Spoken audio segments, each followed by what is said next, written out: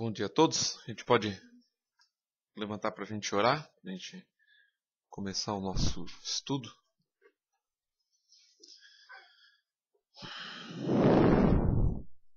Senhor nosso Deus, te agradecemos por mais essa manhã.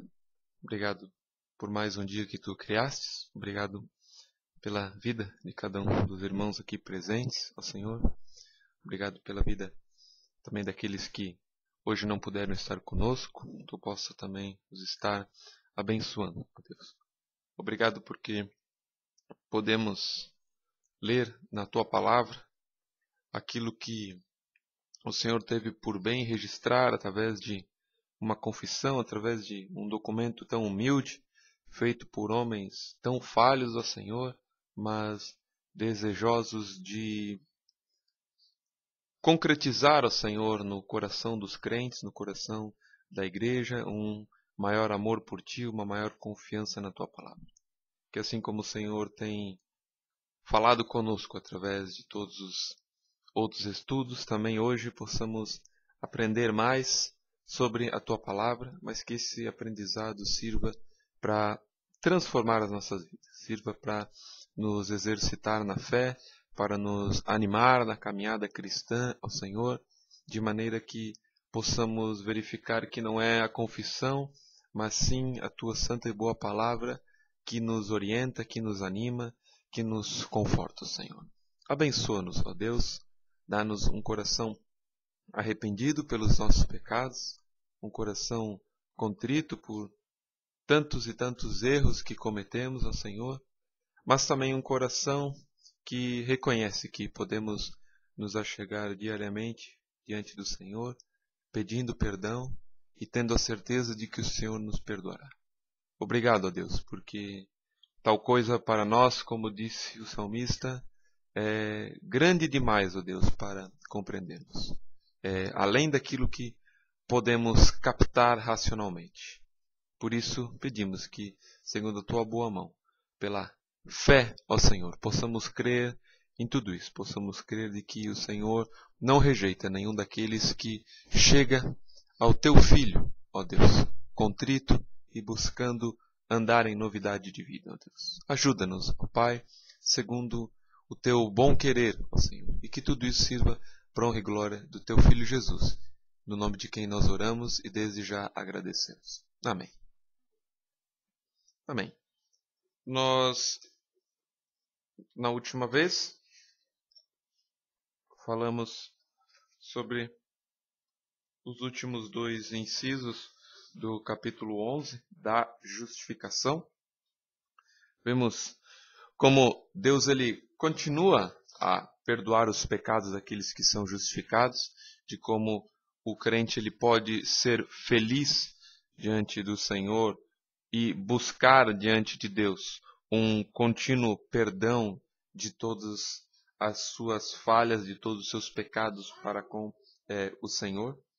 E de que, embora esses crentes, eles nunca irão decair, eles nunca sairão do estado de justificados, ou seja, um crente fiel, ele nunca vai deixar de ser o justificado. Em outras palavras, o crente todo dia ele está seguro no Senhor, ele não tem o nome escrito no livro da vida na segunda, aí ele peca na segunda de noite, aí na segunda de madrugada o Senhor vai lá e risca o seu nome do livro da vida. Terça de manhã ele se arrepende, o Senhor vai lá e escreve de novo o nome dele no livro da vida. Ele sempre tem o seu nome junto ao Senhor. No entanto, por causa da luta que ainda ocorre com o pecado, eles podem incorrer naquilo que os teólogos de Westminster colocaram, no desagrado de Deus. Por causa do pecado, eles sofrem sanções, penalidades de Deus por causa do seu pecado. No entanto, essa sanção, essa penalidade, ela tem uma finalidade bem específica. E essa finalidade é o quê? Para que o crente se arrependa. E é interessante como a Escritura sempre usa o padrão de Deus penalizando, disciplinando os seus filhos, com base também naquilo que o homem faz com o seu semelhante. Naquilo que o homem faz, por exemplo, com o seu filho. Os filhos estão crescendo e que E o que diz o pai e o que diz a mãe? Não pode fazer. Ele vai lá e faz. O pai e a mãe colocam a sua lei. Não pode fazer isso aqui. Você deve fazer esse outro. O filho vai lá e desobedece. E o que acontece? Ele leva um tapinha. Ele fica maior, ele leva uma varadinha. A varadinha não tem mais tanto efeito, ele leva a varadinha e leva um castigo. E assim vão aumentando as penalidades. Com qual objetivo? De que aquela criança aprenda que ela deve obedecer ao seu pai e à sua mãe. O pai e a mãe nunca disciplinam o filho pela simples alegria de bater na bundinha, pela simples alegria de fazer com que o filho sinta dor ou seja privado de alguma coisa. O objetivo é para que ele se arrependa. E quando o filho não se arrepende, em especial quando ele está um pouco mais crescido, que às vezes parece que demora um pouco mais para se arrepender, o pai prolonga essa disciplina no filho, faz com que ele passe mais tempo privado de alguma coisa, ou aumenta a disciplina, tira ainda mais coisas do filho, até o momento em que aquele filho reconhece que o seu pai estava certo e que ele de fato estava errado. E isso também, então, acontece com o Senhor na vida dos crentes. Quando o Senhor vê que nós estamos indo por caminhos errados, Ele tem os seus meios de nos trazer de volta. E como já disse certo autor, o sofrimento, a dor, é como que um megafone de Deus para um mundo surdo. E não raro, o Senhor se utiliza disso na nossa vida. Por quê? Porque nós, por um motivo santo, por um motivo divino, a gente não se acostuma com a dor. Vejam como é interessante. Você está com muito frio e você recebe um casaco. Você agradece por aquele casaco naquele momento e aquilo é maravilhoso. Você está com fome, recebe comida e você fica com aquele sentimento de satisfação. Só que aquele sentimento dura muito pouco. Logo depois você já esqueceu o que comeu, logo depois você já esquece que tem um casaco. Você não consegue permanecer com aquele sentimento de que bom que agora eu estou quente por dias a fio. Agora, deixa você machucar o dedo do pé, deixa você ter algum arranhão, deixa você ter alguma doença. Você não consegue fazer a mesma coisa que quando algo bom acontece. A gente não consegue ter o sentimento de, agora eu já me acostumei com essa dor, nem me incomoda mais. Tá lá no dedo do pé, eu nem sinto. Não, a gente sente toda vez que a gente pisa. Quando a gente não está em movimento, a gente sente aquilo incomodando. E o Senhor então utiliza dessa dor, desse sofrimento, dessa angústia muitas vezes na nossa vida, para que a gente tome, pela sua graça, algum partido de mudar toda essa situação. Como a gente leu, até que se humilhem, confessem os seus pecados, peçam perdão e renovem a sua fé e o seu arrependimento. Então, toda a correção de Deus, ela é boa, toda a correção de Deus, ela é agradável ao crente. Não num primeiro momento, como diz a Escritura. Se não me engano, Tiago escrevendo diz que a correção num primeiro momento, Hebreus está na Bíblia, né? Hebreus então nos diz de que a correção num primeiro momento, ela não é motivo de alegria.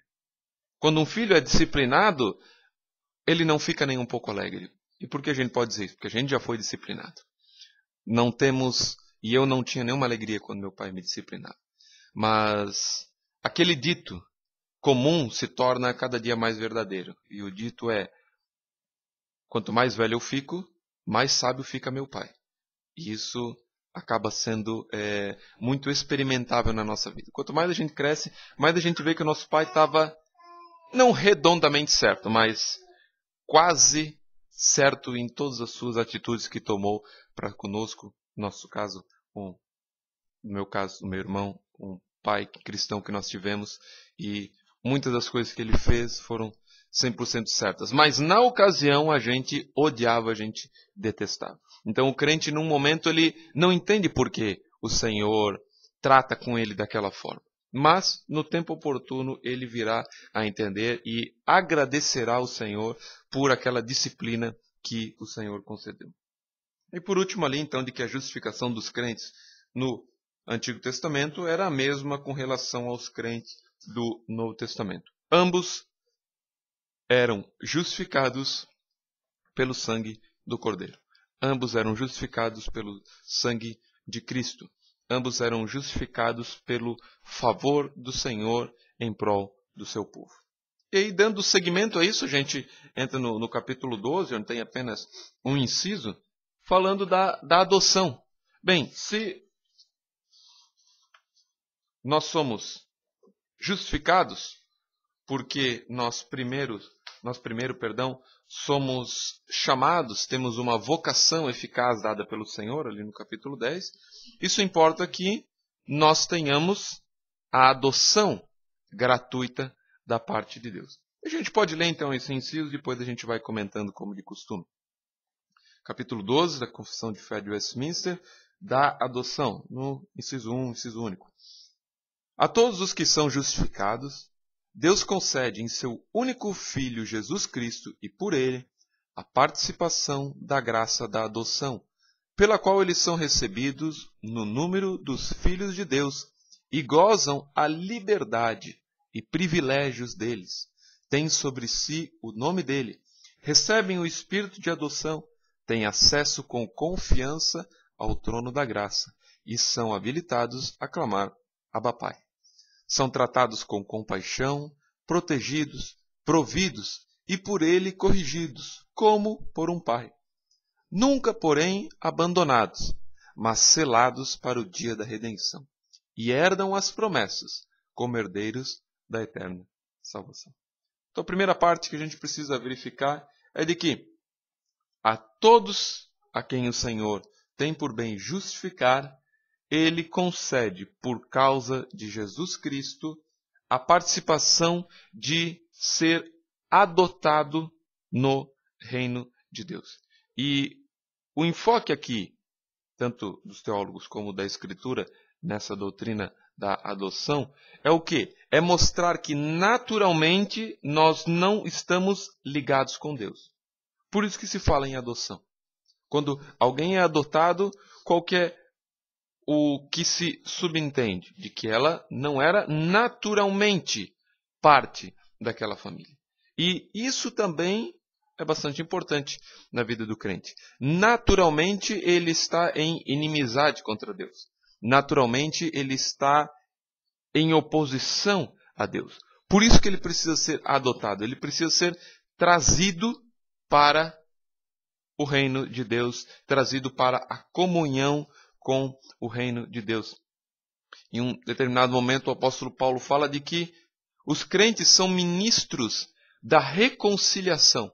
Ou seja, o que os crentes pregam, de um modo geral, falando em outras palavras, a reconciliação do homem para com Deus, por causa de Jesus Cristo. Mostrando que os homens naturalmente não são filhos de Deus no melhor e perfeito sentido da expressão. Eles são filhos da ira, como a gente vê lá em Efésios 2, nos primeiros versículos. Então a gente pode abrir Efésios 1, no versículo 5, onde a gente nota essa participação da graça da adoção.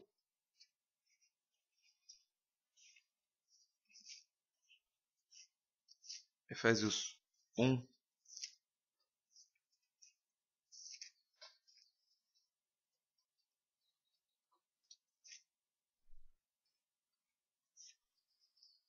Efésios 1, 5, diz assim: E nos predestinou para filhos de adoção por Jesus Cristo, para si mesmo, segundo o beneplácito de sua vontade.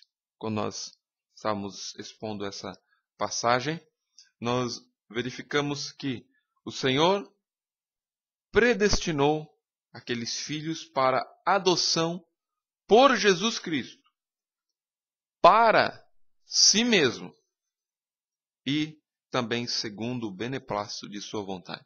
Em outras palavras, Deus fez tudo isso porque Ele quis, Deus fez tudo isso por meio de Cristo Jesus, e isso implica em dizer que o crente não tem nenhuma participação na obra da salvação. Tudo que o crente recebeu é vindo da parte de Deus. O arrependimento que o crente tem é vindo da parte de Deus. A busca pela santificação é vinda da parte de Deus. Um viver constante, crescer na fé, é vindo da parte de Deus. Por isso que a gente nunca deve esperar crescer pelos nossos próprios esforços. Muitas vezes a gente pretende adotar um caminho na nossa vida, seja ele qual for, estudar um monte, e a gente, por algum motivo, não cresce daquela forma como a gente imaginou. E o Senhor então muda o rumo das coisas, transforma a nossa vida, faz com que a gente tenha alguma coisa que a gente nunca imaginou, que a gente perca alguma coisa com a qual a gente sempre sonhou, e isso faça com que a gente seja transformado à imagem e semelhança de Cristo Jesus. Como já disse certo autor, e nós já comentamos, a pior oração em termos humanos falando é aquela que você pede: Senhor, faz-me como teu filho Jesus.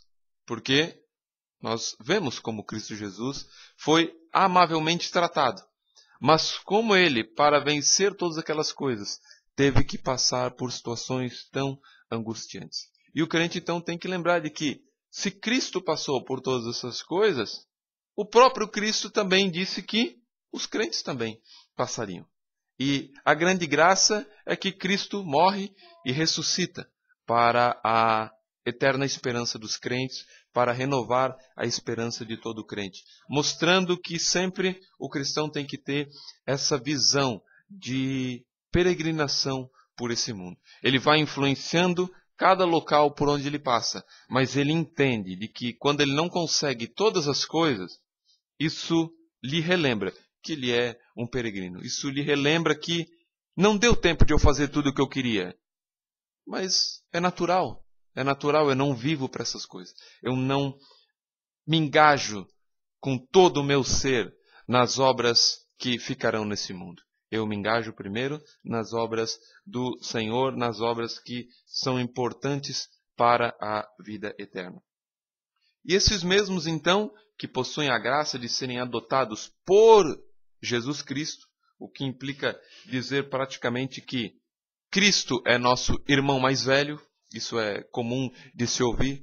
Cristo é o irmão mais velho de todo crente. Por quê?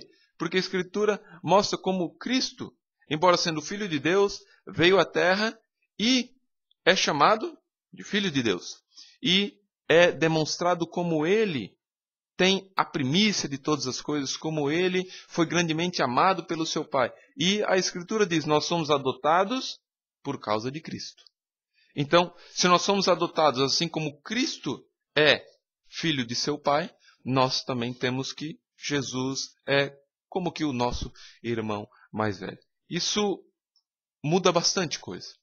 Muda bastante coisa por quê? Porque Jesus, num certo momento, diz: já não vos chamo de servos. Vos chamo de quê? De amigos. Porque o amigo sabe o que o seu Senhor quer. Às vezes a gente tende a olhar, talvez, para Jesus como só o Senhor. Mas o Senhor naquela visão hollywoodiana, naquela visão um pouco distorcida às vezes, de que Ele é o Senhor que está no seu cetro, julgando e nos condenando toda hora. E a gente esquece de olhar de que Cristo também é apresentado como o amigo, como aquele que anda ao nosso lado, como aquele que nos levanta no momento da fraqueza. A gente não lê em Provérbios que é melhor serem dois do que um, de que quando um cair o outro pode levantar? Cristo é esse amigo que sempre nos levanta. Cristo é esse amigo que sempre nos dá um novo ânimo, e isso precisa estar bastante evidente na nossa vida. E por causa disso, então, os crentes são recebidos no número dos filhos de Deus. Fazem parte de toda a igreja do Senhor. E possuem e se alegram, gozam a liberdade e privilégios deles. A gente vai abrir alguns versículos, então, para verificar essa liberdade, esse privilégio que os crentes têm. O primeiro deles em Gálatas, capítulo 4, logo antes de Efésios, Gálatas 4.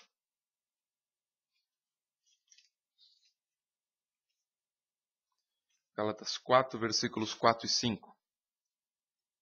Mas, vindo a plenitude dos tempos, Deus enviou seu Filho, nascido de mulher, nascido sob a lei, para remir os que estavam debaixo da lei, a fim de recebermos a adoção de filhos. A fim de recebermos a adoção de filhos. E o quê? Para remir os que estavam debaixo da lei. Então, o Senhor, Ele se apresenta de fato como rei, como chefe, como Deus, mas Ele se apresenta também como amigo. Um amigo que vai e dá a vida pelos seus. Um amigo que tira o outro do jugo de escravidão. Se nós estivéssemos presos por algo que tivéssemos de fato cometido, por alguma coisa que tivéssemos feito de errado, e alguém viesse e nos libertasse, dizendo, olha, eu dei um jeito, eu paguei, eu consegui liberar você. Não fiz nada contrário aos ordenamentos comuns, não fiz nada contrário à lei. Fique feliz que eu te libertei. Possivelmente, embora não em plena intensidade, a gente seria imensamente grato durante boa parte da nossa vida para aquela pessoa. A gente faria tudo o que a gente pudesse por aquele indivíduo. E assim também a gente tem que olhar para Cristo Jesus. Também em Romanos, no capítulo 8, Romanos 8,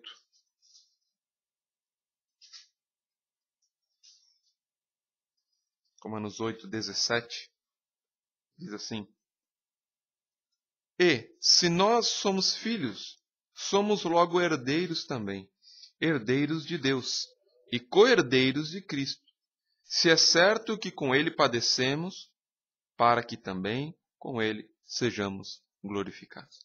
Uma das coisas que a gente precisa lembrar também na vida cristã é isso. Toda vez que a gente passa por dificuldades, toda vez que a gente, por vezes, pensa estar andando bem na caminhada cristã e algo acontece nos levando a algum tropeço muitas vezes, a gente precisa lembrar dessas passagens. De que se com Ele padecemos, com Ele seremos glorificados. Faz parte da vida cristã as dificuldades. Faz parte da vida cristã o viver lutando sempre com algum problema.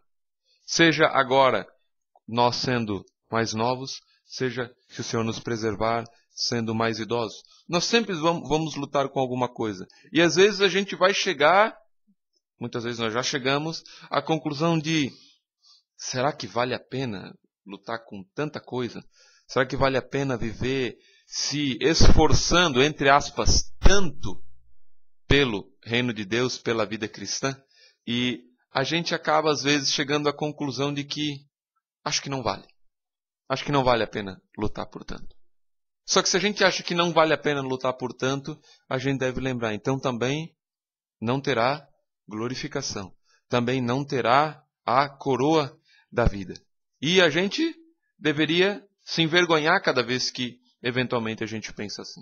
Lembrar de alguns exemplos bíblicos, como, por exemplo, a Escritura dizendo que nós deveríamos olhar para aqueles que correm, para aqueles que estão nos jogos, correndo em busca de uma coroa corruptível. Quando o crente pensa em desistir da vida cristã, ele deveria olhar para as coisas desse mundo e se sentir envergonhado. Porque as pessoas do mundo, às vezes, se dedicam com tanta ênfase em alguma coisa, e os crentes que têm algo muito melhor do que aquilo, não acabam se dedicando.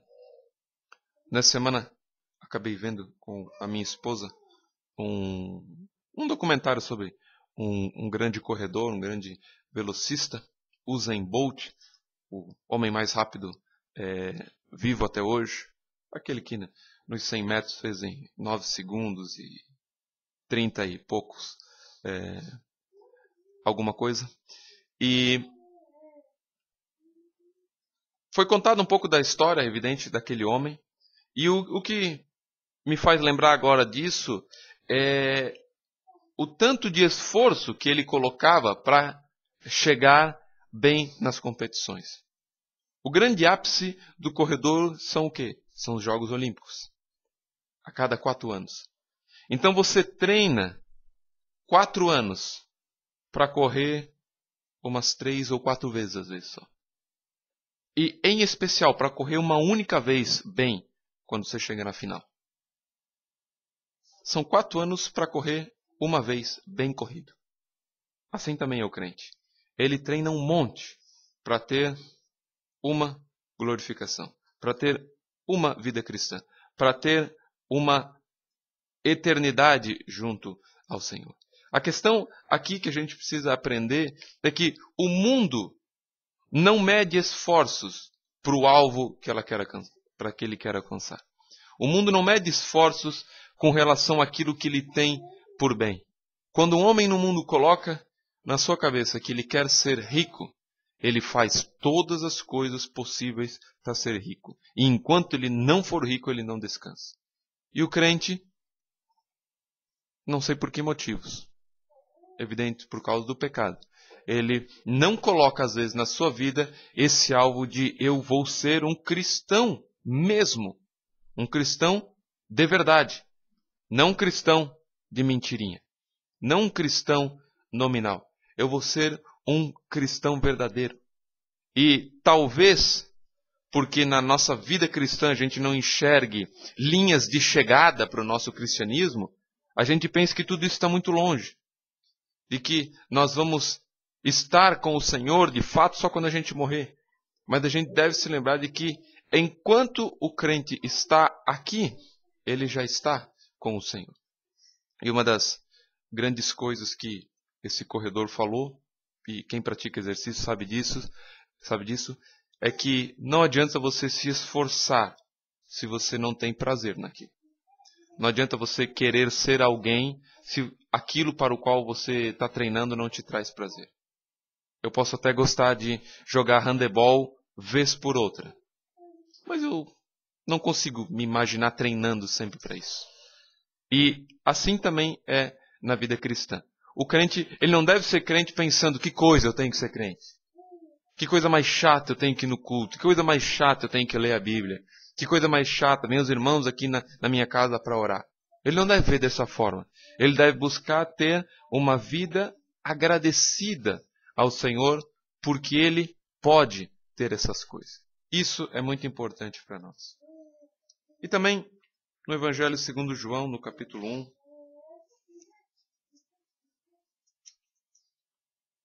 Evangelho segundo João, no capítulo 1, versículo 12.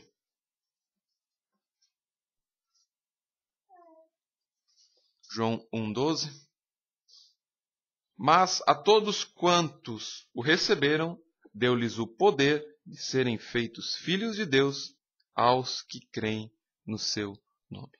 Uma das grandes coisas que a gente pode aprender daqui, fazendo um parênteses, muitas vezes o calvinista, o reformado, ele é acusado de dizer que o Senhor tem os seus e nada além deles, e de fato o cristão pode fazer, é verdade, é isso que a Escritura diz. Mas a Escritura não me diz quem são eles. E uma das formas do cristão responder isso, biblicamente, é dizer: a todos quanto receberam, deu-lhes o poder de serem feitos filhos de Deus, aos que creem no seu nome. Ou seja, o crente ele não está defendendo que ele, crente, sabe quem são os eleitos. Ele diz, crente que está com dificuldade de acreditar na eleição, veja que a Escritura diz que todos os que creem no nome do Senhor podem ser filhos de Deus. E é isso que a gente tem que pregar. A gente tem a noção clara de que o Senhor predestina os seus. Mas nós não sabemos quem Ele predestinou. O que nós conseguimos enxergar é de que todos quantos creem no seu nome podem ser chamados filhos de Deus. E a gente deve então pregar para que os crentes, as pessoas creiam no Senhor, a fim de que possam ser chamadas de filhos de Deus. Essas pessoas também, por causa da adoção, elas têm sobre si como que o nome de Deus. Carregam consigo algo muito importante que é essa filiação com o Senhor. A gente vê isso lá em Jeremias, no capítulo 14.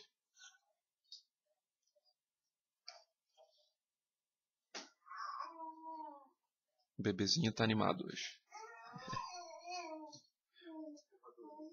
14:9. Jeremias 14:9.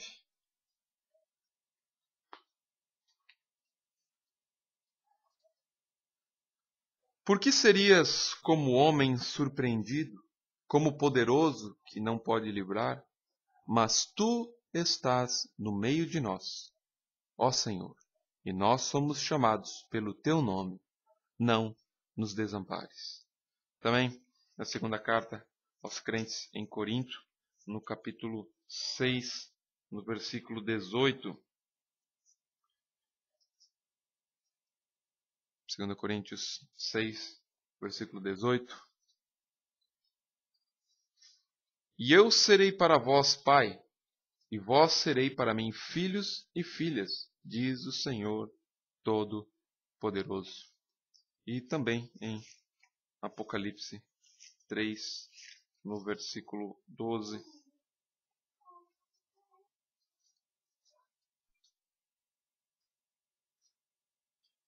A quem vencer, eu farei coluna no templo de Deus, templo do meu Deus, e dele nunca sairá. E escreverei sobre ele o nome do meu Deus, e o nome da cidade do meu Deus, a Nova Jerusalém, que desce do céu, do meu Deus, e também o meu novo nome. Então, a característica do cristão é de que ele passa a carregar consigo o nome de Deus. Daí, muitas vezes, quando o crente peca, não o pecado particular que, entre aspas, ninguém sabe que você cometeu, mas quando ele peca publicamente, quando ele dá mau testemunho no trabalho, quando ele dá mau testemunho na faculdade, na sua família, que muitas vezes não é cristã, quando ele peca diante das outras pessoas, ele deveria se arrepender, vamos dizer, duplamente. Primeiro, porque ele pecou diante do Senhor. Mas porque esse pecado, porque ele foi mais notório, porque ele foi público, ele trouxe mau testemunho para com Deus. As pessoas viram que aquele crente, aquela pessoa que se diz cristã, ela tomou aquele tipo de atitude que não deveria ser tomada. E por que esse sentimento? Porque nós carregamos como que o nome de Deus. Por isso que nós somos chamados de cristãos. Pequenos cristos. Isso é bastante sério. A gente acaba, às vezes, esquecendo disso, eu creio. De que um cristão, ele não é alguém filiado a uma associação que eu não conheço quem é o presidente. Não, ele é associado ao Cristo. Então, por mais que o crente não seja perfeito e nunca vá ser perfeito, o mundo espera a perfeição dos crentes. O mundo quer que os crentes sejam perfeitos. Por quê? Porque eles leem na Bíblia Jesus sendo perfeito. Evidente que não entendem que Cristo foi perfeito em lugar dos crentes, mas eles fazem essa associação. Cristo foi perfeito. E por que você, crente, não é perfeito? E o crente vai ter a oportunidade de explicar isso. Mas ele vai ter também que buscar ter um excelente testemunho diante dos outros. Um testemunho que glorifica o Senhor pela sua graça, pela sua misericórdia. E por causa disso, então, os crentes recebem o espírito de adoção ali em Romanos 8, no versículo 15. Romanos 8, 15.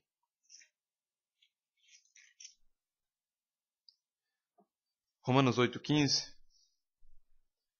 Porque não recebestes o espírito de escravidão, para outra vez estardes em temor, mas recebestes o espírito de adoção de filhos, pelo qual clamamos, Abba, Pai. E esses crentes, todos os filhos de Deus, eles têm acesso com confiança ao trono da graça. Vamos ler ali, já Romanos, já estamos em Romanos, vamos antecipar Romanos 5:2. Romanos 5:2. Pelo qual também temos entrada pela fé a esta graça, na qual estamos firmes e nos gloriamos na esperança da glória de Deus. E também em Efésios 3:12.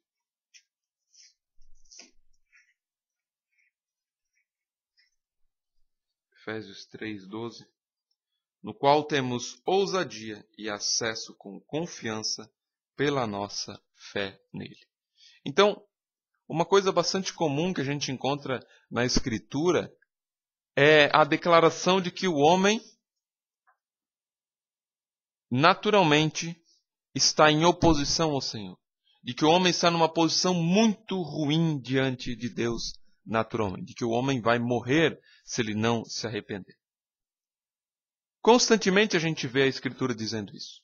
Constantemente a gente vê a Escritura ameaçando o indivíduo. Dizendo, olha, a pena de morte paira sobre a sua cabeça, há uma corda no seu pescoço, há uma flecha direcionada para você e a qualquer momento você vai ter o banquinho chutado debaixo de você, a flecha vai soltar, a espada vai sair e vai matar você. Depois, a Escritura também fala, se arrependam, busquem ao Senhor. E aí ela finaliza dizendo, se arrependeram, buscaram ao Senhor, agora entrem com ousadia. Quase que dizendo, se antes vocês perceberam o mal que estava diante de vocês, se antes vocês perceberam o mal iminente que pairava sobre as suas cabeças e o terror que estava nos seus corações, agora lancem esse terror de lado e entrem amigavelmente diante do Senhor. Entrem com confiança. Não creiam que o Senhor agora está irado com vocês. Creiam que o Senhor agora tem prazer em ter comunhão com vocês. Isso é algo maior do que a gente pode imaginar. Talvez o que seria mais próximo é nós imaginarmos algum chefe, algum amigo nosso, no qual em algum momento nós tenhamos feito algo muito terrível. Eu vou tentar imaginar uma situação muito terrível, onde dois grandes amigos, por algum motivo, um deles trai com a esposa do outro. Aquele amigo, eu imagino que ele tentaria matar aquela pessoa. Ele tentaria crucificar de cabeça para baixo aquele indivíduo. E, por algum motivo, aquele amigo um dia vem e diz, olha, eu te perdoo. Você não precisa mais fugir de mim. Eu não quero mais te matar. Eu não vou mais tirar a tua vida. Você pode vir, e digo mais, você pode vir lá na minha casa de novo. Você pode sentar comigo. Você pode sentar com todos os meus filhos. E eu vou te receber de bom grado. É mais ou menos isso que muitas vezes a Escritura diz. Vocês estavam sendo perseguidos pelo Senhor. E Ele iria certamente pegar vocês. Mas agora, por causa de Cristo Jesus, vocês que antes eram perseguidos, agora vocês podem adentrar na casa de Deus. Agora vocês podem estar em comunhão com o Senhor. E o crente então deve levar isso bem a sério.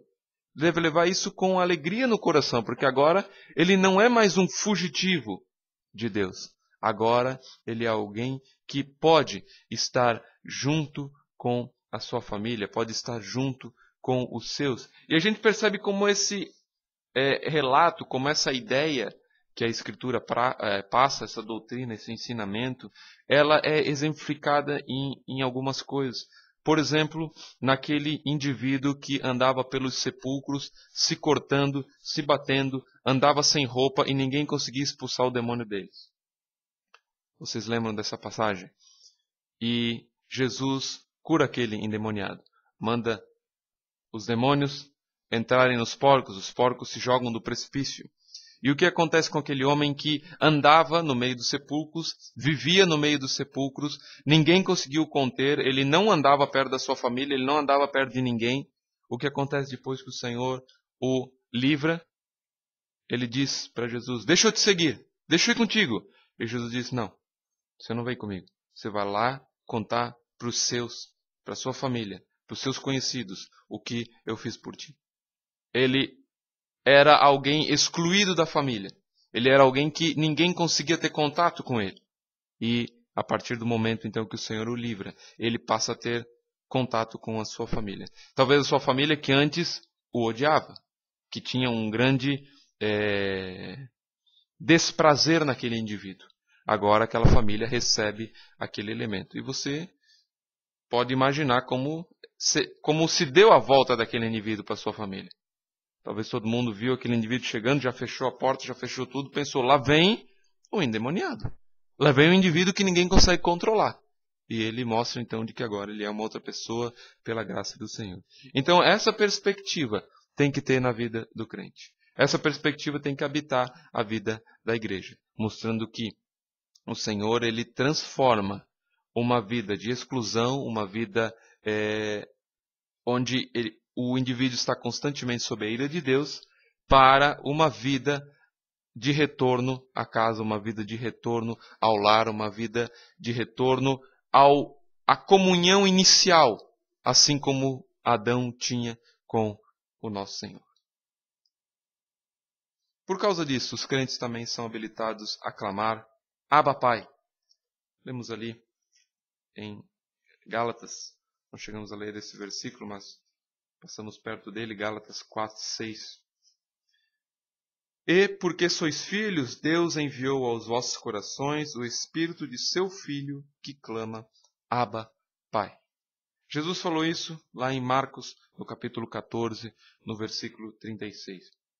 E a palavra aqui, Abba, ela deriva do aramaico e ela denota, ela revela um sentido de intimidade daquele que fala com relação a quem é direcionada essa fala.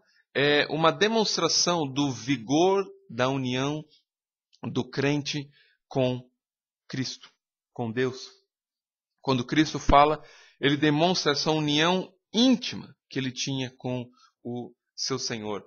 É como que demonstrando para o crente de que quando ele chama Abba Pai, ou de quando ele chama querido pai, ou papaizinho, qualquer expressão dessas, ele está demonstrando que ele não enxerga o Senhor só como seu Senhor, como nós falamos antes. Ele enxerga como seu amigo, ele enxerga como seu pai. E o pai é um indivíduo que ama o seu filho. Ah, mas eu tive um pai que não me amou. E como já disse um certo pastor, uma grande graça para quem teve um pai que não amou grandemente é poder ver que em Cristo, em Deus, ele tem um pai que lhe ama infinitamente melhor do que o seu pai natural. Então, tudo aquilo que nos frustra com relação aos nossos pais naturais, não nos frustra com relação a Deus.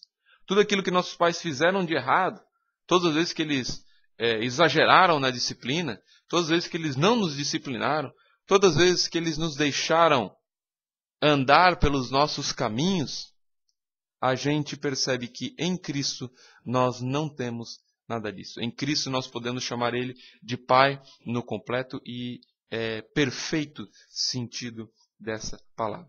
E a gente percebe que no Antigo Testamento essa noção de adoção, embora ela esteja presente, ela não é tão enfatizada como no Novo Testamento, fazendo com que aqueles crentes tivessem maior luz ainda para entenderem as Escrituras. Continuando aqui, esses crentes, então, eles, por causa da adoção, porque agora fazem parte da família cristã, eles são tratados com compaixão. Tratados com compaixão. A gente lê o Salmo de número 103. 103, versículo 13.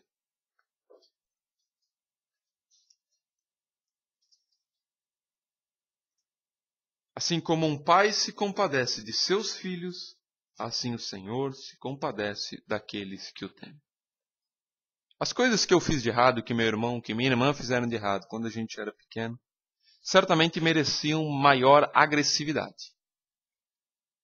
Já contei que, quando eu era pequeno, eu quebrava boa parte das coisas que estavam na casa da minha avó e na casa de quem quer que tivesse.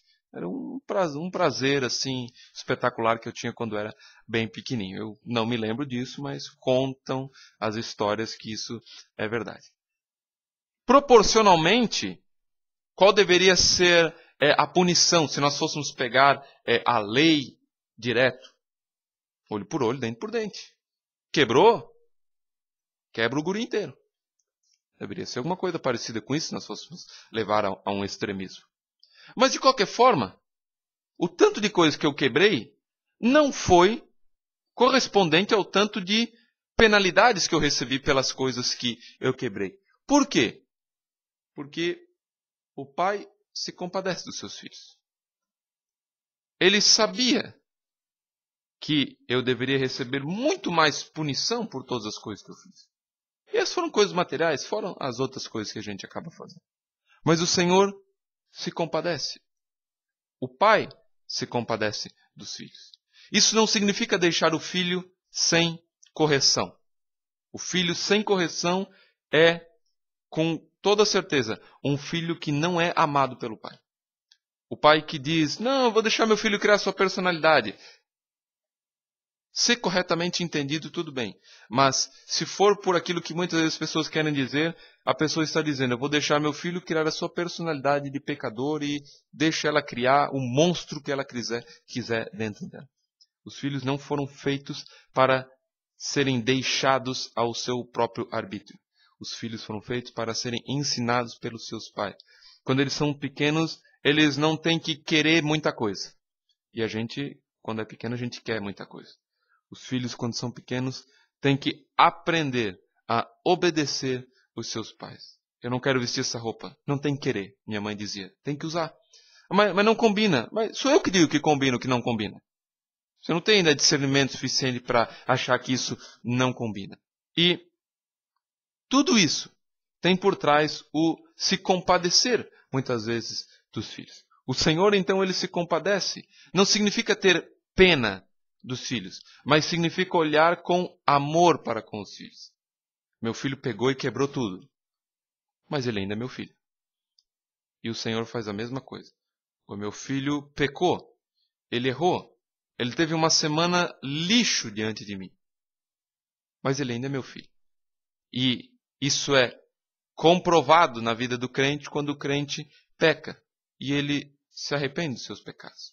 Quando ele busca não mais praticar aquele pecado no qual ele estava incorrendo uma série de vezes. Isso demonstra como que o Senhor também se compadece de nós. O Senhor não diz, olha, não vou falar de novo. Ele totalmente nos aceita cada vez que nós chegamos à sua presença. Os crentes também, eles são protegidos, como a gente lê ali em Provérbios 14, 26. No temor do Senhor, há firme confiança, e ele será um refúgio para seus filhos. Os crentes também são providos, eles têm a providência de Deus sobre eles. Em Mateus, no capítulo 6, versículos 30 e 32.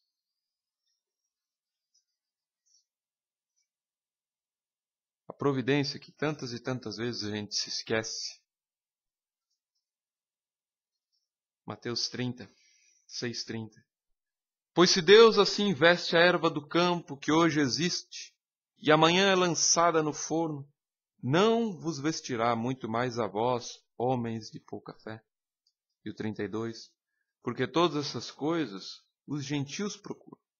De certo o vosso Pai Celestial bem sabe que necessitais de todas estas coisas.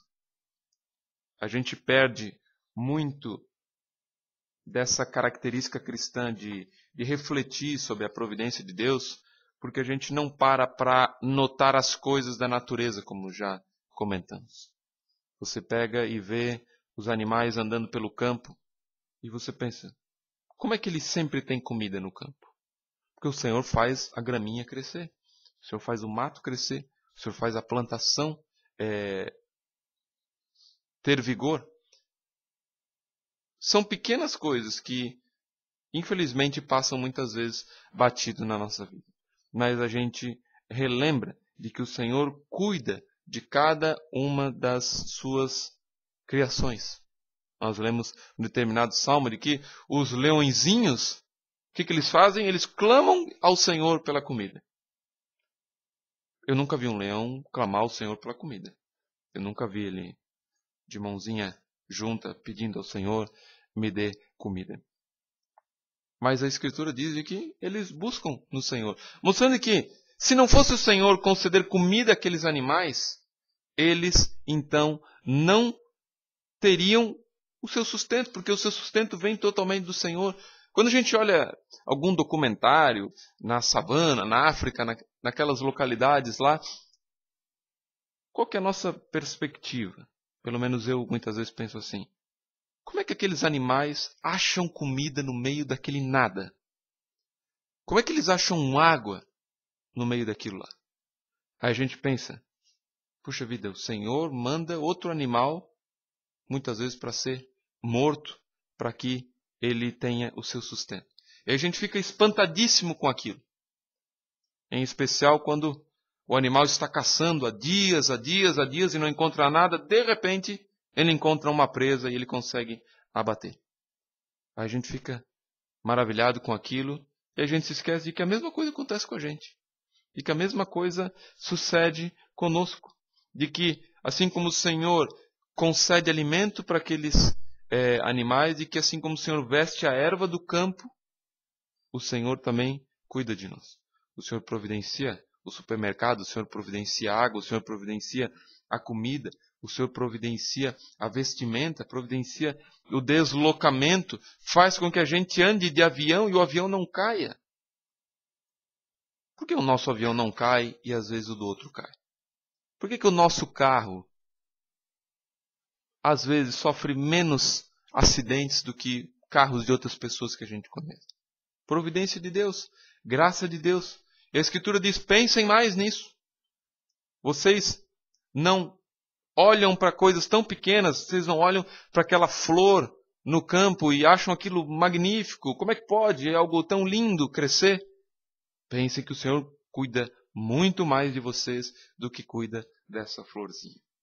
Também em 1 Pedro, no capítulo 5. 1 Pedro 5:7, já estamos finalizando. 1 Pedro 5:7. Lançando sobre ele toda a vossa ansiedade, porque ele tem cuidado de vós. Nós já comentamos que lançar sobre ele a ansiedade, quando Jesus diz, não andeis ansiosos por coisa alguma, isso não significa ser alguém sem sentimentos. Isso não significa ser alguém que não fica angustiado por algumas coisas. Porque senão, a gente não poderia ter as passagens onde Jesus, por exemplo, se angustia. Onde Jesus está em uma situação complexa e ele busca diante do Senhor a ponto de verter sangue. Por que isso? Porque muitas vezes a gente entende as coisas de uma maneira errada. E qual é a forma de entender errado esse ensinamento? É assim, você está esperando um filho e você está ansioso por aquele filho. Você pensa, será que vai dar tudo certo? Será que vai nascer? Será que vai acontecer o parto normal, cesárea? Será que a mãe vai sobreviver ao parto? Você fica pensando nessas coisas. E aí você pensa, não, eu não podia estar pensando em nada disso. Eu não podia estar com nenhum sentimento com relação a isso. Mas não é isso que a Escritura diz. Seu filho vai participar de uma competição, você fica ansioso, será que ele vai ganhar? Será que ele vai participar bem? Será que ele não vai cair? Será que ele não vai se machucar? Aí você pensa, não posso pensar dessa forma. Eu tenho que ser alguém totalmente sem sentimentos. Eu tenho que chegar lá e não me emocionar com nada. Não é isso que a Escritura diz. A Escritura diz que nós devemos lançar todas as nossas angústias diante dele. Ou seja, nós temos sim sentimentos. O Senhor nos criou com sentimentos. Sentimentos, muitas vezes, de grande ansiedade por alguma coisa que está acontecendo. Já pensou se a gente não tivesse ansiedade no dia do casamento? As pessoas viriam para nós, e aí, o que está achando? Vai casar? Como é que está? Lancei sobre Cristo, se for para ser, será. É um crente totalmente fora das ideias, um crente que tivesse dessa forma. E aí, como é que está esperando o filho? Sei lá. São sementes do Senhor, são bênçãos do Senhor, mas eu não sinto nada com relação a isso. Não é dessa forma. O crente se alegra, o crente chora, o crente fica ansioso pelas coisas que acontecem. Mas, tudo isso ele deve colocar sempre aos pés de Cristo. Tudo isso ele deve colocar e, Senhor, Estou grandemente feliz por tudo isso. Mas eu coloco toda essa minha felicidade aos teus pés. Senhor, eu estou um pouco angustiado por causa disso que está para acontecer. Mas eu coloco tudo isso aos teus pés. Então, que a gente nunca pense que significa ser sem sentimento. Não poder se angustiar por alguma coisa. Uma doença nos angustia. Um câncer nos angustia. E a gente deve se angustiar por essas coisas. Deve sofrer por essas coisas. Mas esse sofrimento, então, ele deve ser posto aos pés de Cristo. E finalizando aqui, eles são também corrigidos, então. Os crentes são tratados como por um pai. A gente lê ali em Hebreus, no capítulo 12, no versículo 6. Porque o Senhor corrige o que ama e açoita a qualquer que recebe por filho. Essa é uma citação de Provérbios 3, 11 e 12. Provérbios sendo citado no Novo Testamento. O Novo Testamento está cheio de citações do Antigo Testamento. E por mais que esses crentes sejam corrigidos, eles nunca são abandonados e nós somos obrigados a dar um glorioso amém cada vez que a gente se lembra disso. Lamentações 3. Lamentações 3, versículo 31. Pois o Senhor não rejeitará para sempre. Isso inicia ali no capítulo 3, quando Jeremias diz: Eu sou aquele homem que viu a aflição pela vara do seu furor. Ele me guiou e me fez andar em trevas e não na luz. A tristeza de Jeremias, do profeta Jeremias, vendo o seu povo se desviando do Senhor. Vendo o seu povo vendo o Senhor castigando o seu povo. Mas ele fala ali no versículo 31, o Senhor não vai rejeitar para sempre o seu povo. Agora eles estão sendo corrigidos. Agora eles estão sendo tratados por Deus. Agora estão vindo pestes, estão vindo perseguições, estão vindo povos atacarem o povo de Deus. Mas o Senhor não vai rejeitar para sempre. O Senhor está tratando com esse povo. E se eles não são abandonados, qual é o oposto? De que eles são guardados, então. Eles são selados para o dia da redenção. Ali em Efésios, no seu capítulo 4, no versículo 30. E não entristeçais o Espírito Santo de Deus, no qual estáis selados para o dia da redenção. Então notem que a segurança da salvação não significa que eu vivo da forma como eu quiser. A Escritura diz: não entristeçais o Espírito Santo. E como eu entristeço como que o Espírito Santo? Toda vez que eu desobedeço ao Senhor. Toda vez que eu falho para com Deus. Nós temos outra passagem de que o Espírito Santo como que tem ciúmes da nossa união. Ou seja, isso é bastante interessante, isso dá um estudo excelente, deve ter algum livro escrito sobre isso já, sobre um ciúme bom no casamento, muitas vezes. E o ciúme bom no casamento é o ciúme que o Espírito Santo tem para conosco. Não é um ciúme de dúvida de que o mundo vai nos corromper. Porque se estão selados, se estão guardados, o Espírito Santo não tem essa dúvida. Mas é um ciúme no sentido de a igreja é minha. E eu não quero que ela se enamore com outros deuses. Assim também é no nosso casamento. Não tem nenhum problema a esposa querer que o marido seja só dela. Isso é 100% bíblico. Não tem problema que o marido queira que a esposa esteja bem apresentada, ou, vamos usar um termo bastante comum, sexy, para ele. Desde que seja só para ele. Desde que seja só para ele em casa. Ele não deve querer que ela esteja assim, formosa, muito atraente para o mundo. Ele tem um ciúme disso. Ele não deve querer compartilhar isso com as outras pessoas. Ele quer que ela esteja atraente para ele. E se ele quer que ela esteja muito atraente para ele, então ele tem essa atraência em casa.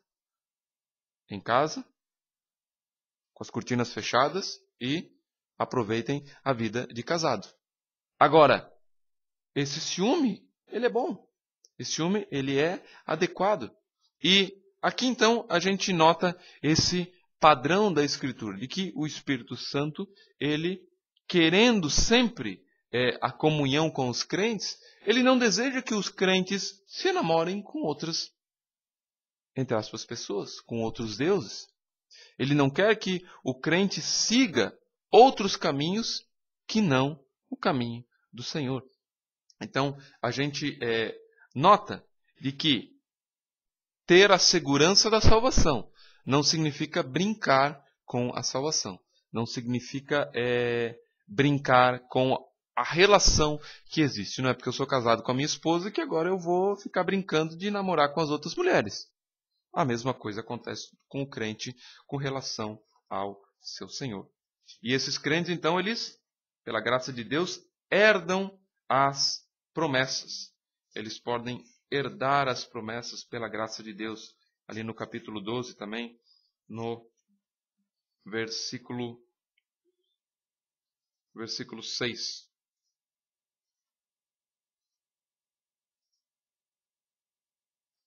Ah, 6:12, perdão, olhei ali em cima. 6:12, obrigado. 6:12. Para que vos não façais negligentes, mas sejais imitadores dos que pela fé e paciência herdaram as promessas. Paciência também é outro ponto que a gente precisa aprender bastante, não é mesmo? A gente quer herdar as promessas, mas hoje, agora, nesse momento, Senhor, eu determino que seja. E a gente nota como isso não é assim na Escritura. Nós herdamos as promessas, mas muitas vezes com paciência. Muitas vezes aguardando ansiosamente a concretização de tudo isso. E por fim, então, os últimos 2 versículos, vamos aproveitar que já estamos aqui em Hebreus, como herdeiros da eterna salvação. Tudo isso acontece porque os crentes também são chamados de herdeiros da eterna salvação. Ali em Hebreus, no capítulo 1, no versículo 14. Não são, porventura, todos eles espíritos ministradores, enviados para servir a favor daqueles que hão de herdar a salvação? Então, esse espírito de adoção, essa questão de ser adotado por Deus, dá ao crente uma certeza da salvação.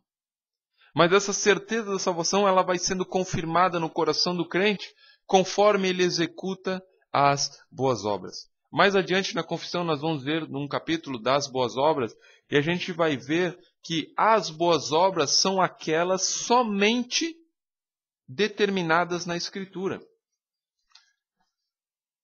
Nós temos aqui no capítulo 16, no primeiro inciso diz: boas obras são somente aquelas que Deus ordena em sua santa palavra, não as que, sem autorização dela, são aconselhadas pelos homens movidos de um zelo cego ou sob qualquer outro pretexto de boa intenção. Boas obras na vida cristã são as boas obras que o Senhor diz que são boas obras. Cuidar da família, cuidar de um órfão, cuidar da viúva, ajudar o necessitado, congregar, ser um bom pastor, ser um bom servo, ser um bom marido, ser uma boa esposa, ser um bom filho. Essas são as boas obras. Não são as boas obras que os homens aí fora dizem que são boas obras. E por último, então, 1 Pedro, no capítulo 1. 1 Pedro, capítulo 1, versículos 3 e 4. Bendito seja o Deus e Pai de nosso Senhor Jesus Cristo, que segundo a sua grande misericórdia nos gerou de novo para uma viva esperança, pela ressurreição de Jesus Cristo dentre os mortos, para uma herança incorruptível, incontaminável e que não se pode murchar, guardada nos céus para vós. Algo que acontece muito constantemente na vida civil das pessoas. O pai morre e os filhos descobrem que o pai tinha uma série de terrenos, uma série de casas que nunca ninguém soube. Isso é bastante comum, principalmente no interior. Ah, meu pai tinha um sítio, não sabia, tinha comprado um terreno lá do outro lado do morro que eu não sabia. E os filhos ficam grandemente felizes. A gente vai ter uma herança, a gente vai ter alguma coisa. Depois, o que também não é nem um pouco incomum, ou seja, bastante comum, os filhos descobrem que aquela herança não vai ter valor nenhum. Por quê? Porque o pai deixou mais dívidas do que bens. E aí os bens vão ser vendidos para pagar as dívidas. Não é assim que acontece com a herança do crente. O crente nunca deve pensar que essa herança vai se perder. O crente nunca deve pensar que essa herança vai perder valor. Pelo contrário, como que ela ganha cada dia mais valor. A herança que o crente tem nunca vai se perder. A herança que os nossos pais, porventura, podem deixar para nós, a gente não tem nenhuma garantia de que vai vir para nós. Amanhã depois acontece alguma coisa, ele vende, gasta todo o dinheiro. Amanhã depois desce um morro em cima de toda aquela casa e todo aquele apartamento e acaba com tudo. Amanhã depois o governo vem, confisca e tira tudo de nós. Nós não temos nenhuma garantia plena de que a gente vai receber a herança que os nossos pais têm. Nem a nossa casa, onde os nossos pais moram, é uma garantia certa. Pode acontecer 1001 coisas até eles falecerem. Mas a herança do crente é 100% certa. Então notem como o Senhor ele vai trabalhando muitas vezes na nossa vida para que a gente tenha esse ideal.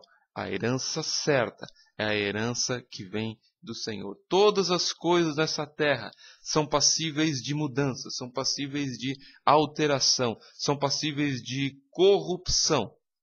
Mas a herança que nós temos nos céus, ela é incontaminável, ela não pode murchar, ela é incorruptível.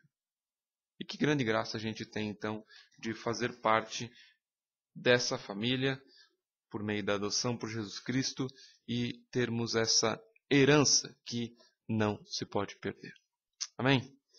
A gente pode... Tem mais um? Onde? Nós lemos antes. Lemos antes Hebreus 1:14. Amém? A gente pode levantar, então, para orar, agradecendo ao Senhor depois da grande graça que a gente teve de relembrar essa questão com relação à adoção. Senhor nosso Deus, te agradecemos porque podemos ver na tua palavra que, por causa de Cristo Jesus, todos os crentes podem ser adotados, ó Deus. Quando olhamos para a nossa vida, vemos que se nós estivéssemos no papel de pai e olhássemos para a nossa vida, nós não nos adotaríamos assim. Nós não nos escolheríamos para fazer parte de uma família perfeita, porque nós somos tão imperfeitos. Nenhum de nós, homens, ó Deus, seria adotado por nós mesmos se pudéssemos escolher, assim como as mulheres, ó Deus. Mas obrigado, porque em Cristo, em Deus, ó Senhor, na salvação poderosa, as coisas funcionam diferente. Obrigado, ó Senhor, porque Tu escolhestes, ó Deus, elementos, seres, indivíduos, ó Deus, tão fracos, tão podres, ó Deus, para fazerem parte do Teu reino. Obrigado porque tudo isso só se deu por causa de Cristo Jesus. Obrigado que tudo isso só foi possível a nós por causa do Teu único Filho, ó Deus. Nós Te louvamos e pedimos que Tu estejas nos dando um coração arrependido pelas vezes que não temos vivido de acordo com esse espírito de adoção, um coração arrependido pelas vezes que temos sido rebeldes para com a adoção que o Senhor tem nos dado. Pedimos perdão pelas incansáveis vezes que temos desobedecido e temos desejado, infelizmente, voltar à família natural, à família do pecado, à família do mundo, ó Senhor. Mas também te pedimos que Tu estejas nos dando um coração alegre, um coração agradecido, ó Deus, sabendo que, ainda que tenhamos tantos pecados, o Senhor continuamente nos leva ao arrependimento. E constantemente o Senhor nos mantém na Tua presença, na Tua família. Ajuda cada um dos meus irmãos aqui, ó Senhor, daqueles que hoje não puderam estar conosco, daqueles que porventura também verão essa gravação depois. Que nós, como crentes em Cristo Jesus, possamos viver de uma maneira grata a Ti, ó Senhor. Ajuda-nos sim a Te vermos como Senhor, como Rei, como soberano Deus, mas ajuda-nos também a vermos Cristo como que nosso irmão mais velho, vermos Cristo como nosso amigo, aquele que sabe das nossas dificuldades e daquele que nos auxilia em todas as nossas fraquezas. Obrigado, porque não há amigo como Tu, ó Senhor. A nossa amizade aqui entre irmãos é extremamente falha, mas a amizade que nós podemos ter contigo, ela é perfeita, e ela se torna perfeita por causa de Cristo Jesus, o nosso Senhor e Salvador, e por quem nós oramos e agradecemos. Amém.